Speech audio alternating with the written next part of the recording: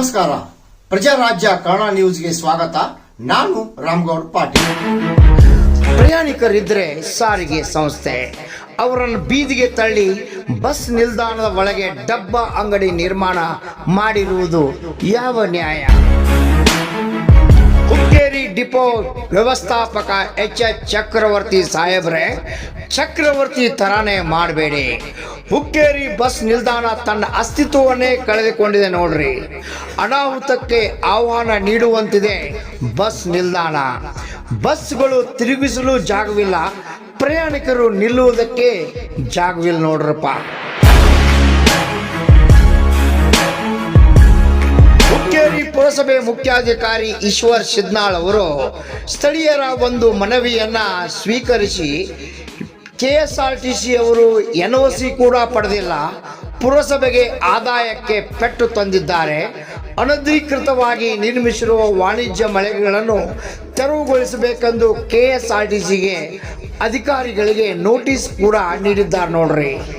ಈ ನೋಟಿಸನ್ನು ಅಧಿಕಾರಿಗಳು ಹಾಗೂ ಕಾಣದ ಕೈಗಳು ಇನ್ನೂ ತಂತ್ರ ಪ್ರತಿತಂತ್ರ ಮಾಡ್ತಾನೆ ಇದ್ದಾರೆ. ಎದಕ್ಕಪ್ಪ ಅಂದರೆ ಅವುಗಳ ಉಳಿಸ್ಕೊಂಡು ರೊಕ್ಕ ಮಾಡ್ಕೊಳ್ಳ.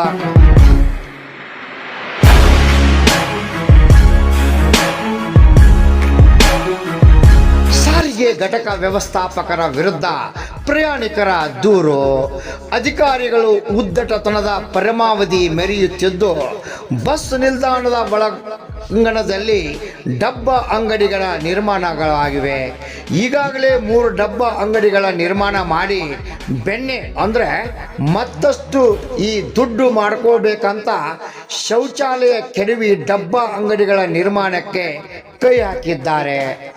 ಈ ಡಬ್ಬ ಅಂಗಡಿಗಳ ನಿರ್ಮಾಣದಿಂದಾಗಿ ಬಸ್ ತಿರುಗಿಸಲು ಜಾಗವಿಲ್ಲ, ಪ್ರಯಾಣಿಕರು ನಿಲ್ಲುವುದಕ್ಕೂ ಜಾಗವಿಲ್ಲ.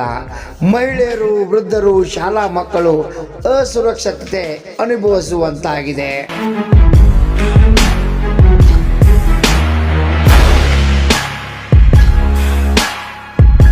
ಹೆಸರಿಗಷ್ಟೇ ಹೈಟ್ಯಾಕ್ ಬಸ್ ನಿಲ್ದಾಣ, ಒಳಾಂಗಣ ಡಬ್ಬ ಅಂಗಡಿಗಳ ತಾಣ.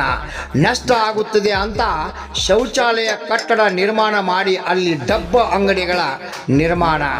ಜನಸಂದಣಿ, ಜನಸಂಚಾರ ದಟ್ಟಣೆ, ಟ್ರಾಫಿಕ್ ಸಮಸ್ಯೆ ಉದ್ಭವಿಸೋಕೆ ಈ ಡಬ್ಬ ಅಂಗಡಿಗಳೇ ಕಾರಣ. ಒಳಾಂಗಣ ಆವರಣದಲ್ಲಿ ಯಾಕೆ ನಿರ್ಮಾಣ ಮಾಡಬೇಕು? ಅದರಿಂದ ಬಸ್ ನಿಲ್ಲೋಕೆ ತೊಂದರೆ, ಪ್ರಯಾಣಿಕರಿಗೆ ತೊಂದರೆ ಆಗುತ್ತೆ ಅಂತ ಗೊತ್ತಿದ್ದರೂ ಡಬ್ಬ ಅಂಗಡಿಗಳ ನಿರ್ಮಾಣ ಮಾಡಿದ್ದಾರೆ.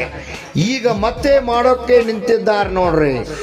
ಟೆಂಡರ್ ಹಣ ನಷ್ಟ ಲಾಭದಾಯಕ ಮಾಡೋಕ್ಕೆ ಟೆಂಡರ್ ಕರೆದು ಕಡಿಮೆ ಹಣದಲ್ಲಿ ನೀಡ್ತಾರೆ ಅವರು. ಅಂದರೆ ಉದಾಹರಣೆಗೆ 3,000ಗೆ ಟೆಂಡರ್ ಪಡೆದು ಆ ಒಂದು ಮಳಿಗೆಯಿಂದ 21,000ವರೆಗೆ ಹಣ ಗಳಿಸ್ತಾರೆ ನೋಡ್ರಪ್ಪ. ಸಂಸ್ಥೆ ಎಷ್ಟು ಲಾಭ ಆಗುತ್ತೆ? ಇಲ್ಲಿ ಡಿಪೋ ಮ್ಯಾನೇಜರ್ ಹಾಗೂ ಕೆಲವು ಅಧಿಕಾರಿಗಳ ಕೈವಾಡ ಎದ್ದು ಕಾಣ್ತೈತಿ. ಈ ಡಿಪೋ ಚಕ್ರವರ್ತಿ ನಷ್ಟದಲ್ಲಿರೋ ಸಂಸ್ಥೆ ಲಾಭ ಮಾಡ್ತಾನಂತ. ಅದು ಹೇಗಪ್ಪ ಅಂದರೆ ಡಬ್ಬ ಅಂಗಡಿಗಳನ್ನು ನಿರ್ಮಿಸಿ ಶಾಸಕ ಹಾಗೂ ಮಾಜಿ ಸಂಸದ ಒಪ್ಪಿಗೆ ಇದೆ ಅಂತ ಸುಳ್ಳು ಸುದ್ದಿ ಹಬ್ಬಿಸಿ ಪೋಸ್ಟ್ ಕೂಡ ಸೋಷಿಯಲ್ ಮೀಡಿಯಾಗಳಲ್ಲಿ ಹಾಕಲಾಗುತ್ತಿದ್ದಾರೆ. ಇಂಥವುಗಳಿಗೆ ರಿಂಗ್ ಮಾಸ್ಟರ್ ಬೇರೆಯೇ ಇದ್ದಾರೆ ನೋಡಿ. ಕಾಣದ ಕೈಗಳು ಕೆಲಸ ಮಾಡ್ತಿವೆ. ಒಂದು ಟೆಂಡರ್ ಆಗಬೇಕಾದ್ರೆ ಸರ್ಕಾರದ ನಿಯಮಗಳ ಪ್ರಕಾರ ಹ್ಯಾಂಡಿಕ್ಯಾಪ್ಟ್ ಆಗಲಿ, SC ST, ಜನರಲ್, ಕಡುಬಡವರು ಸ್ವಲ್ಪ ಉದ್ಧಾರ ಆಗಲಿ ಅಂತ ಅವರಿಗೆ ಕೊಡ್ತಾರೆ. ಆದರೆ ಬೇರೆಯವರ ಹೆಸರು ಹಾಕಿ ದೊಡ್ಡ ದೊಡ್ಡ ಕುಳಗಳು ಕಡಿಮೆ ಹಣದಲ್ಲಿ ಟೆಂಡರ್ ಪಡೆದು ದೊಡ್ಡ ಮಟ್ಟಕ್ಕೆ ಡಬ್ಬ ಅಂಗಡಿಗಳನ್ನು ನಿರ್ಮಿಸಿ ಬಾಡಿಗೆಗೆ ನೀಡುತ್ತಾರೆ. ಅಧಿಕಾರಿಗಳೇ, ಇದು ನಿಮಗೆ ಎಲ್ಲವೂ ಗೊತ್ತಿದ್ದರೂ ಯಾಕೆ ಸುಮ್ಮನಿದ್ದೀರಿಪ್ಪ?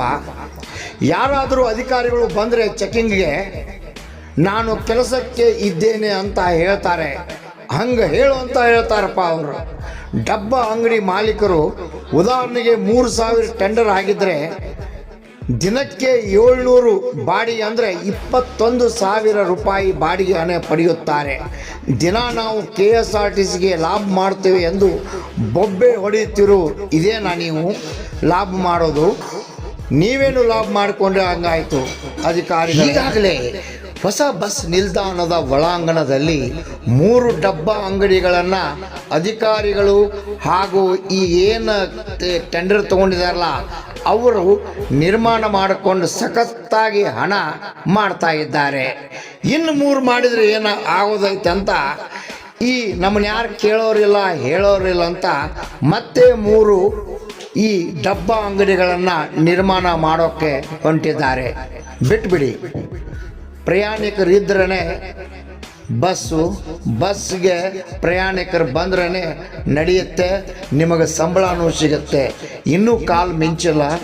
ಅವನ್ನೆಲ್ಲ ಈ ಆವರಣದಲ್ಲಿರ್ತಕ್ಕಂಥದ್ದನ್ನು ಈ ಕಟ್ತಾ ಇರ್ತಕ್ಕಂಥ 3 ಡಬ್ಬ ಅಂಗಡಿಗಳು ಈಗಾಗಲೇ ಒಳಾಂಗಣದಲ್ಲಿ 3 ಕಟ್ಟಿದಂಥ ಈ ಒಂದು ಡಬ್ಬ ಅಂಗಡಿಗಳನ್ನು ತೆರವುಗೊಳಿಸಬೇಕಂತ ಸ್ಥಳೀಯರ ಆಗ್ರಹ. ರಾಮಗೌಡ ಪಾಟೀಲ್, ಪ್ರಜಾರಾಜ್ಯ ಕನ್ನಡ ನ್ಯೂಸ್, ಹುಕ್ಕೇರಿ.